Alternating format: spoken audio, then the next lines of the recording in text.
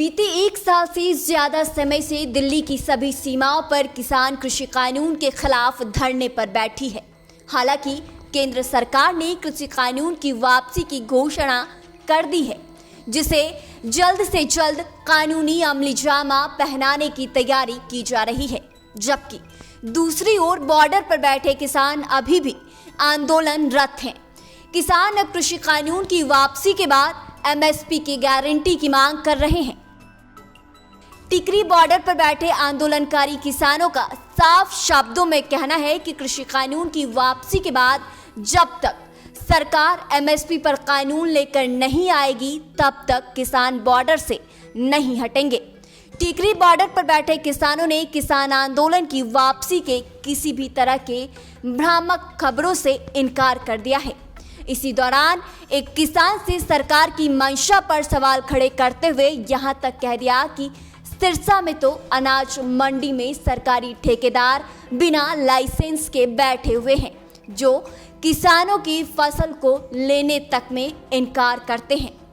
ऐसे में कोई भी किसान सरकार पर भरोसा कैसे कर ले।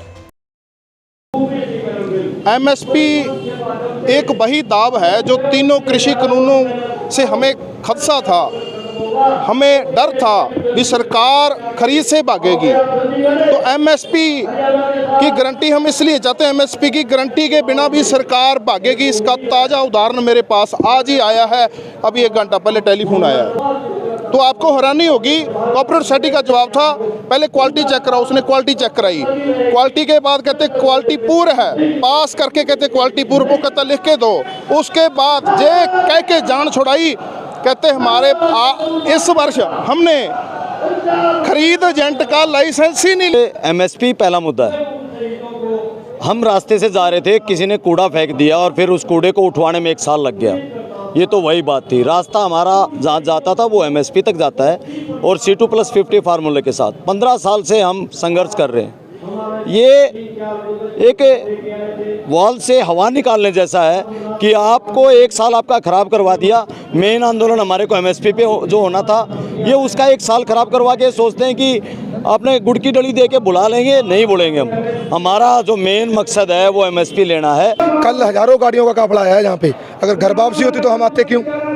और दूसरी बात रहेगी जो एमएसपी की, देखो जो कानून हमें ज़रूरत ही नहीं थी, ये तो हमें उन्होंने दिए थे। हमें ज़रूरत थी, जो चीज़ें मैंने मांगी नहीं थी वो उन्होंने दे दी हमें, ठीक है। वो उन्होंने अब अपने आप वापस ले ली। बात थी हमारी एमएसपी की। इस प्रकरण को चलते हुए 750 किसान हमारे जान गई है हमारी। तो उनका जिम्मेदार क्यों है? क्योंकि जब आंदोलन शुरू तो उसके माध्यम के थ्रू हुआ है। तो वो एक तो हमारा मुआवजे की मांग है उनको, परिवारों को। देखो जी, किसी का पति गया, किसी का घर वाले गए, 17 साल के बेटे गए हैं। जो तन लाके सो तन जाने। जिसके परिवार से गया उनसे जाके एक बार थोड़ा सा पूछियो भी कितना दर्द होता है। ऐसा बिल्कुल भी नहीं है। हम यहाँ जमे हुए थे, जमे हुए हैं और जमे हुए रहेंगे। हमारी मांग सिर्फ कानून वापसी नहीं थी, हमारी मांग थी एमएसपी पे गारंटी का कानून बनना चाहिए। हमारी आगे मांग है जो हमारे 700 से ज्यादा शहीद हो गए हैं, उनके परिवारों का के लिए मुआवजा, उनके लिए नौकरी का प्रबंध होना चाहिए। जो 48,000 से ज्यादा हरियाणा में और पूरे देश में जो किसानों पे केस लगे हुए हैं, उन केसों का फैसला ऑन द स्पॉट होना चाहिए। देखिए, कानून वापसी सिर्फ एक मुद्दा नहीं था जो बनाया जा रहा है और बहुत बड़ा करके और सोशल मीडिया में फैलाया जा रहा है कि कानून वापसी तो घर वापसी। सिर्फ कानून वापसी के साथ घर वापसी ना थी, ना है और ना होगी। हम एमएसपी के लिए बैठे थे। एमएसपी गारंटी कानून हमें हर हाल में चाहिए।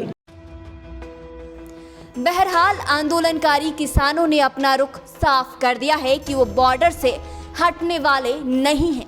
किसानों ने साफ कह दिया है कि जब तक एमएसपी पर कोई कानून नहीं आता, तब तक वो बॉर्डर खाली नहीं करने वाले हैं।